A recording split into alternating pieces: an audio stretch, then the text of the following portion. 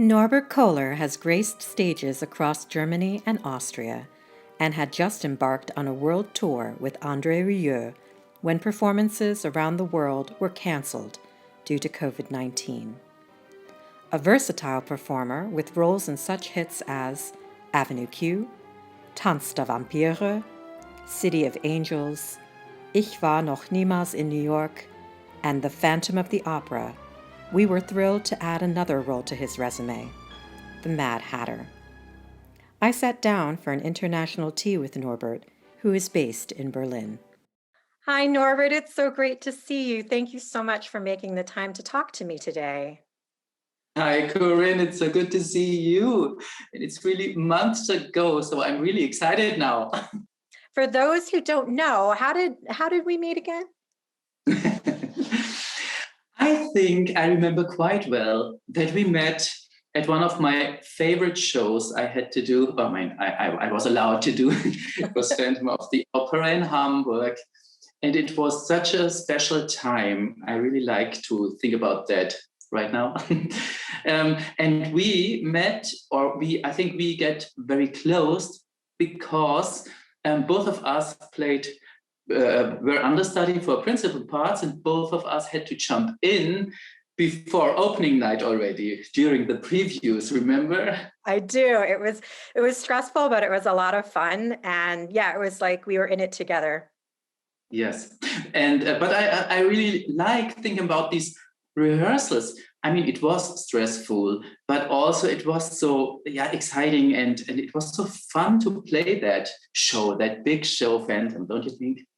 It was so much fun, and I think for us, we had a lot of fun because you were Monsieur Rayet, and in Il Muto, where you get to have a lot of fun, but then you were also playing Monsieur André, and there was a difference in the characters that you could really play with, and I was Madame Firmin, and then Carlotta, and then we found ways to play with each other in our roles. So I remember in Sitzprobe, we made a little moment between Monsieur Rayet and Madame Firmin when she came into rehearsals. And, yes.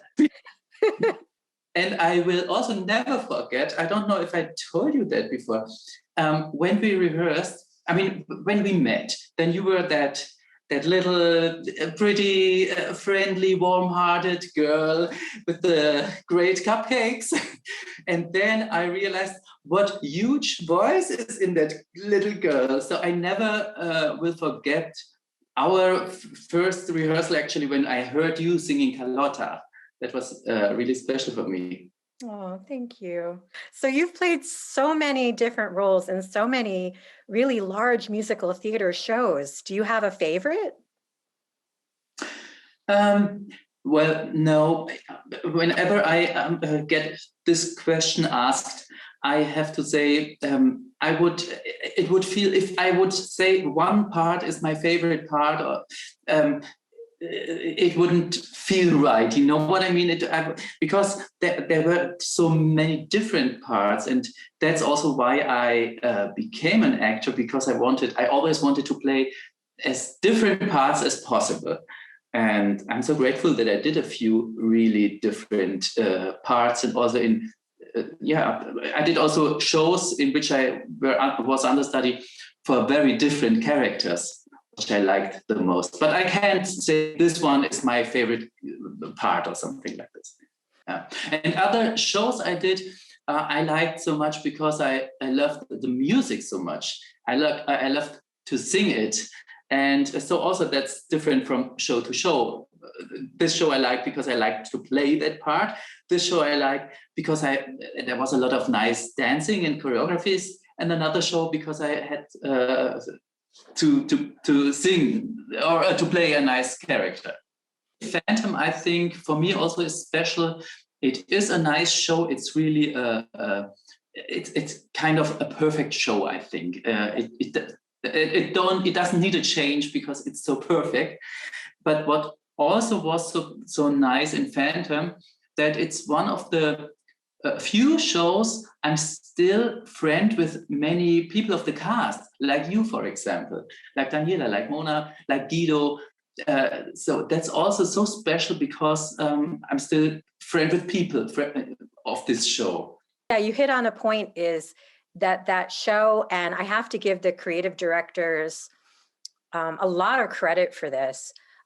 They just chose a very diverse group of talented people from different genres: musical theater, ballet, opera, and everybody just was really kind and supportive. And it was a family. I mean, we called it a family, but it is. And what's great is all these years later, we're still friends, but we don't get together and go, oh, remember that Phantom show? We've grown with each other. There's so many common memories and experiences that we share. Yeah, it's true. We don't talk a lot about phantoms. I mean, phantom is just our past. But yeah, there's so much new things already, what we can share. Mm-hmm. Yeah. So with new things, is there a role that you haven't played yet, but you'd like to play? Yeah, Corinne, you still owe me one part. You know what? No, I still, I still dream of, because I like the music so much, is playing the show The Secret Garden. Maybe it's because I like to do my gardening here, and I don't know if it has to do with that fact that I'm a gardener by myself. No, but the music, I think, and I think one song is better than the other in The Secret Garden, and that's why on my list is still Archie from The Secret Garden. It's a beautiful story. It's beautiful music. I love that show, and it's not done enough. I really feel that for some reason it's underrated, and I think audiences would love it because, again, it's a beautiful story, and like you said, each song is better than the next. And if you give the audience a chance, you got great music, great story, who's not going to enjoy that? Yeah, that's true. It's written by two ladies, and I think you can. Do you know the names of them? I know Lucy Simon, and Mark Simon's sister. Yes, and I think you can tell that it's written by women. I have the feeling it's very sensitive and emotional. Yeah. Maybe that's why I like it so much. And maybe that's why I like the music of Brooke DeRosa also, just because I think women write different than men, maybe. I'm not sure, but that's, yeah, it sounds female to me, the sound of Brooke and also the sound of Secret Garden. I can't explain. No, but I think you've hit something. I think that men and women have different perspectives and different strengths, sometimes shared strengths. And I think that women with their sensitivity and sometimes their EQ, their emotional intelligence tends to be, I'm generalizing here, but tends to be sometimes a little bit higher.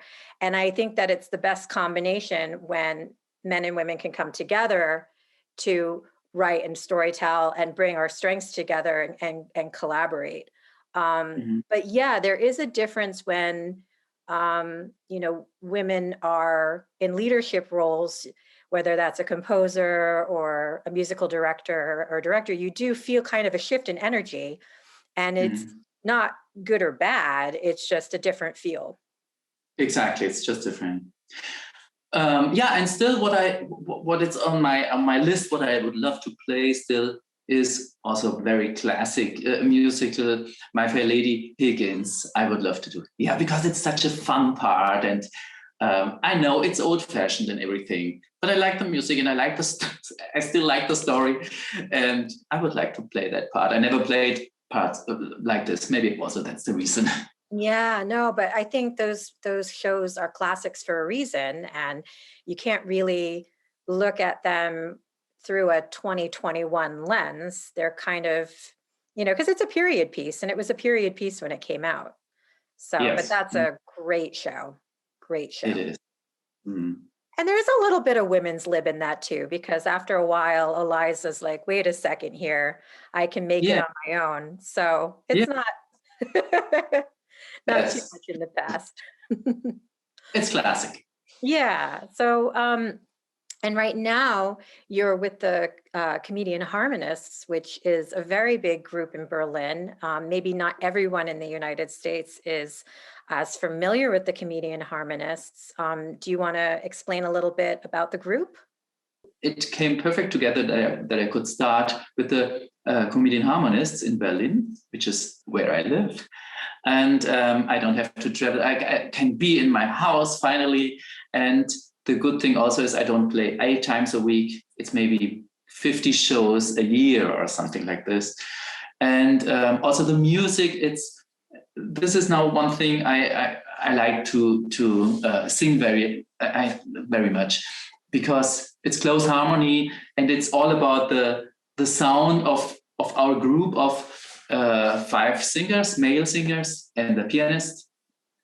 And it's music from the 20s, and they were so famous back then in the 1920s. So it's 100 years old. Wow.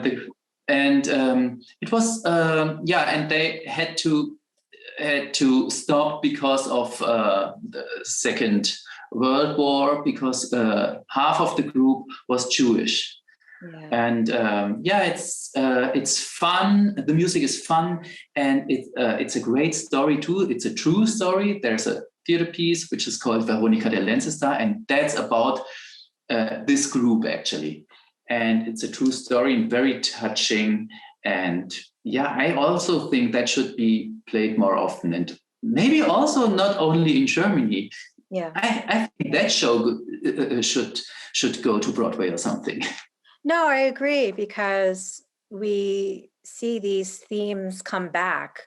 They might come back in an updated way. Maybe the characters have changed. But the idea of racism and injustice and bigotry, unfortunately, are themes that still exist. And Exactly. I think that's why history and the telling of these stories is so important, because it's through stories that people understand other people's perspective. You can sit there and put yourself in somebody else's shoes. And that's why the arts in general are so important. Yeah. So when did you first hear the story of Alice in Wonderland? Was that something you read as a kid? Did you see the movies? Oh, shame on me, but Alice is not very popular, or it wasn't very popular at my time when I was a child. So I never read the books or did see any movies or something. Alice wasn't anything I was interested, I have to say, before I heard about it from you. Yeah, I get the feeling in Germany, it was really only when the Tim Burton movies came out that people became more familiar with Alice in Wonderland. It's really much more of an English, obviously, with Lewis Carroll, an English and American Yes. story. So do you think in some ways you had a fresh perspective because you were coming at it as an adult and as an actor, and with this kind of, you didn't have any preconceived notions of the story. So how did you view the Mad Hatter? What I see about the Mad Hatter, or why I love to play it so much, it's also because it's a dream for each actor. Actually, you never know what comes next. So this part is actually many parts in one character, and it's so creative. And he can be crazy, and he can also be serious, I think, and. This is really, I think he stands in a way for creativity. And that's what I like so much. You can't do anything wrong with this character. You know what I mean? Because if you feel it in that moment, then it's right for this character. You are not so restricted in this character, I think. No, I completely agree. it was funny because when we talked to Brooke about it, she has composed the Mad Hatter in a way that it could actually be any musical genre. So not only from an acting perspective, but you could sing it, musical theater style. You could also sing it like he's a rock star. I mean, it's just very, very versatile. And I agree with you. I think what's fun about that role is you could play it differently every night and it would still Yes, make sense. exactly. That's yeah, exactly what I wanted to say. Yeah. And for me, I was bugging you about the Mad Hatter and bugging you about this music for so long because to me, the Mad Hatter is the ultimate party host. He might be, again, unpredictable and a little crazy, but there's a reason why you want to sit at the table and stay at the party. And I think that underneath all of that, there's this charisma and charm. And I'm going to make you blush, but I always say how charming you are. It is a natural quality that you have. It comes through in every role that you play. And I just knew that this combination with your charisma and charm would just be a winning combination for Mad Hatter. Oh, thank you. Actually, what I read, I didn't know that before, but I read it, I mean, also a few weeks ago when I did a little bit of research. Did you know, or is it a saying for example, in the States that you say mad as a hatter? Yeah. Yes. Okay. And do you know where that comes from? I think you're going to tell it a little bit better than I would, but I think it's because of the chemicals that they Yes. used when making the hats. Yeah. Yes. That's what I read. Yeah, that's what I read. And I thought maybe it's new for you, but you know already. Well, I had to do some research. So, I mean, he can be crazy. He can be really mad. So I think that's also what makes him, so there are no limits for this part. I like it so much. Yeah, no, you're absolutely right. You can make him really mad where it's kind of this mixture of being excited and scared at what he's going to do next. But then, as you said before, maybe his madness is just creativity. Maybe his madness is he's ahead of his time, because there's that quote that the Mad Hatter or someone says in the book, I don't want to misquote, you're bonkers, but let me tell you, the best people are. So meaning that the best people are a little crazy because that's what makes them unique. So Yes. yeah, it's just a really, really fun character to delve into. And I think that what Brooke's done with the music is fun as well. She's got this fun aspect, but there's also, as I interpreted it, with a little bit of Bob Fosse, it's kind of this, sensual, edgy kind of come into my world that she's built into the music. What did you like about the piece, or what do you like about Brooke DeRosa's music? Yeah, as a little bit like I said with Secret Garden, I also think it's very sensual and very fine and yeah, soulful. Also, you see more than just a melody. You hear more than just a melody. You hear more, and you hear. It's a little bit also. I mean, what I like about Sondheim, Stephen Sondheim, you can hear different levels in one song Yeah. at one time. Yeah. Yeah, she has, motifs as well that come through the music. And what I like about her music, and I don't know if you were thinking this as well when you were learning the piece and when we were recording it and playing it, I find I like to remember that day. Oh, it was so much fun. That was like one of my favorite memories, is us in the recording studio. Really, it was such a highlight of the year. Yeah, it was. But the thing that Brooke's music has that I always come back to is it's so visual. Like when I listen to her music, I immediately see pictures or ideas. And you do not get that with every composer. Exactly. Yeah, I think so too. And we had the same pictures, I think. Also, like when I see what we thought about the costumes and the makeup and stuff is exactly what you painted, what I also saw in my head in a way. And that, in spite of not knowing Alice in Wonderland so well. Yeah, because you weren't knowing what to expect. And I have to say, I stayed away from a lot of Alice in Wonderland stuff going into the concept photos and going into the videos, because I'm already influenced, because I've already seen the movies and I've already seen so many different images. And then you're just thinking, well, how can we make this different? And to try not to, copy what great people have already done. And Brooke just made it really easy for all of us, because he created something new that then, gave you a lot of new ideas. And so that was really, really fun to play with.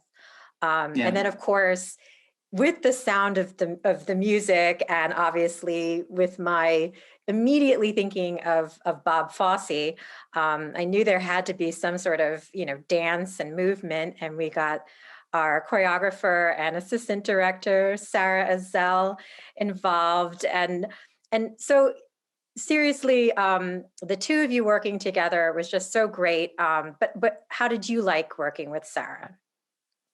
She's such a sweetheart. Really, I wish every choreographer would be like her, because I'm not, let's say, my strength is not to the dancing. It's just always when I did musicals, that was also the part I had to work most for the choreographies. It doesn't come naturally to me. And but she never gave me the feeling, and that she is a great dancer. I mean, she danced in Hamburg Ballet, Neumeier. So she's really the highest level you can dance. But you never had the feeling you have to feel weak besides her. And she's so spontaneous and funny and creative. And she also, and supporting, she looks what you give, and then she builds up on that. I admire her and I love her. I miss her too. Yeah, I miss her as well. She is really a dream to work with. We sat down to talk, and I said, are you always so intuitive? Because it's almost like she reads your mind and she knows exactly what you're talking about and exactly what you need.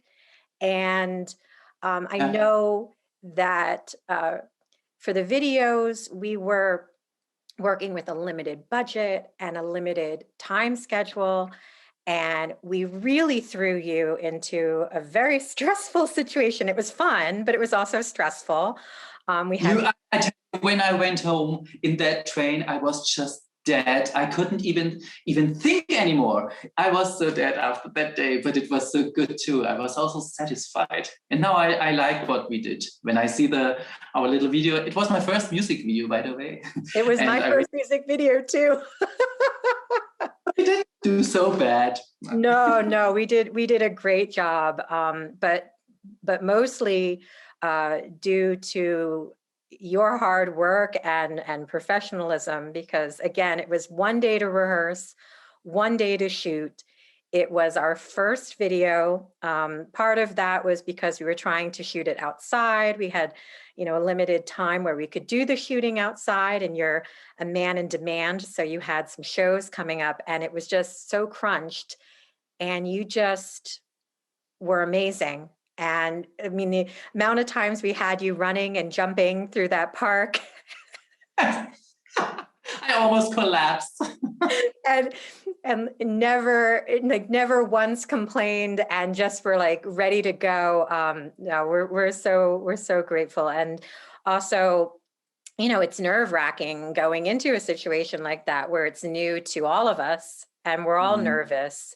And that's also, I think, a big talent that Sarah has, is she comes into a situation like that and she's so calm, and it's kind of feeling like everything's going to be okay, and immediately setting you at ease in the rehearsal and also throughout the shooting of just, okay, if that's not going to work, we're going to do this, or let's try this. And it's, I think, a big talent that she has that I think set everybody at ease during that process. No, it's true. It's a big talent. I hope she knows that. Well, she will after this video. Finally. Yay. But yeah, speaking of the craziness that was that day, do you have any favorite memories of the day? I mean, I got a very nice dinner after the rehearsal day in your house. That's one of my favorite memories. And also that you made so many nice cupcakes and stuff for the video, which we could eat after that. Yeah. No, and it was, I also remember the day also when we rehearsed, there was a lot of laughing. We had so much fun. And that's why I think of that.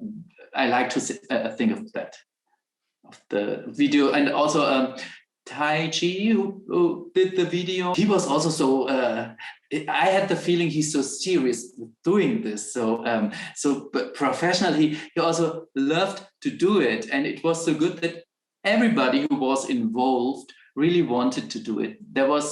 And that made it so much easier than sometimes productions where you get paid for. But yeah, you do it because you get paid for. And that really, everybody wanted to do it.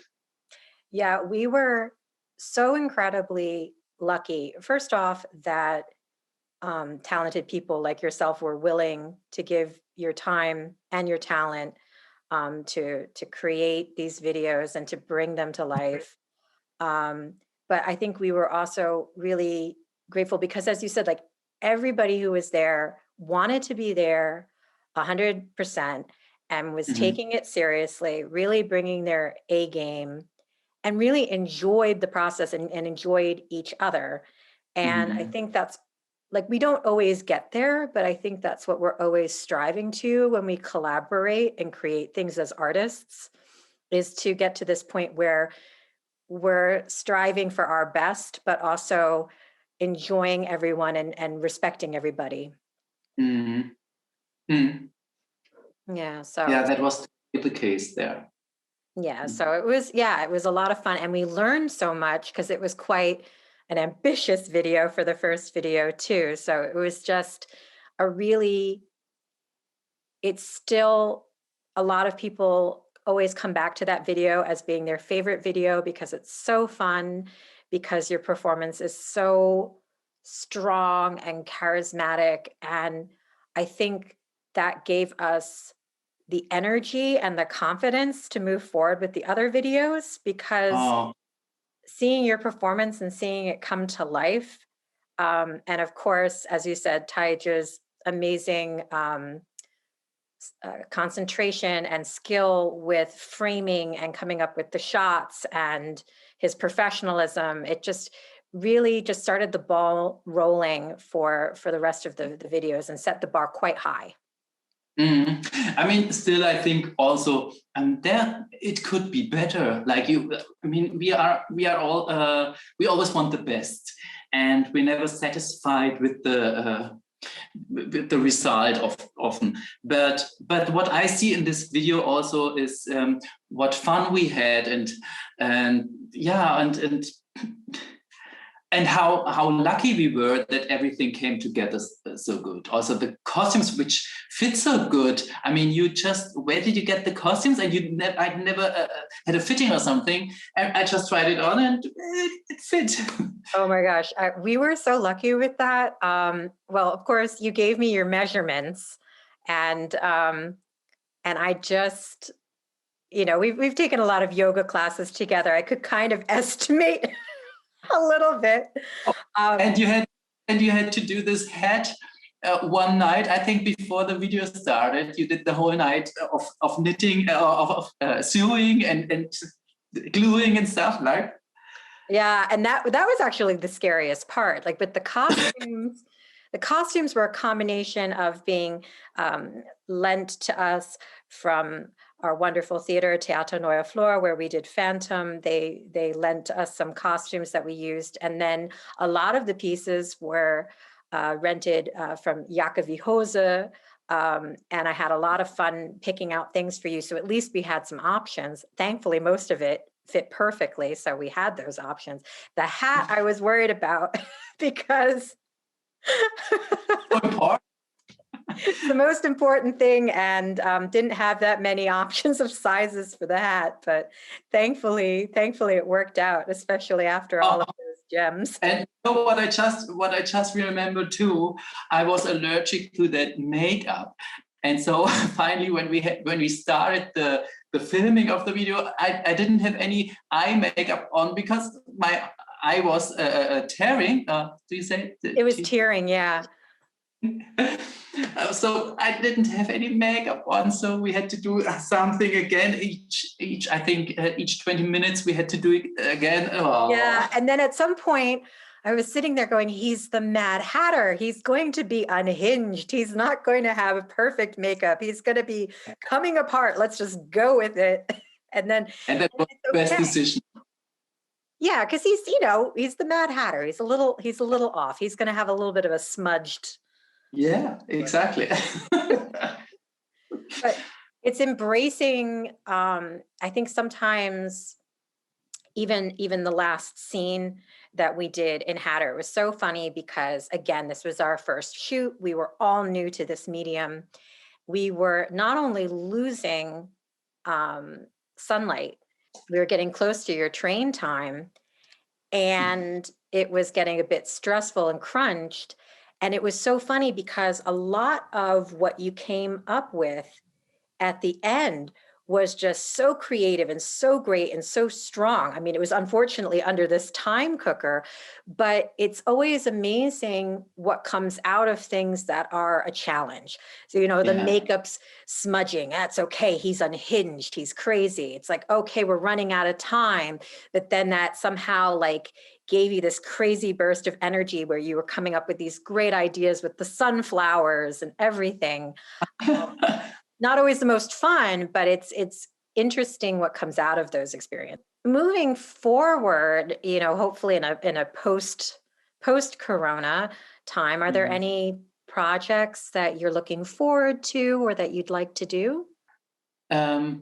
Yeah, I was just interrupted by Corona when we had a very exciting part of the Comedian Harmonists thing, because we were on tour with André Rieu. We were in Florida at that time, and we wanted to start the US. It was supposed to be like 15 shows or something, and we had to return after we did one show in Tampa, and then we had to go back. And actually, the whole year 2020, I should have been around the world with André Rieu. Yeah, on tour. Yeah. What the future is, and it is still the plan. He promised to take us again as soon as he can start the next tour. So I'm looking forward to do this tour, and maybe we see them too. Yeah, come to the States.